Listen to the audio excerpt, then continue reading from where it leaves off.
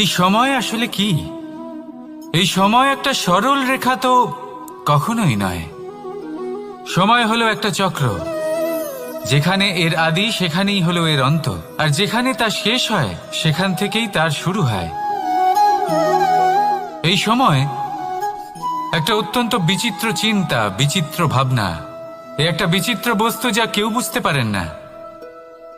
এই সময়ের লীলা, এর কোনো প্রমাণ নেই, কোনো জ্ঞান নেই, কোনো পরিমাপ নেই।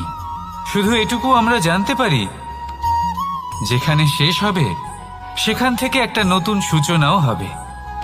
যা আজ আপনার কাছে আছে কাল অন্য কারোর কাছে যাবে, তারপরে তার কাছ থেকে অন্য কারোর কাছে যাবে।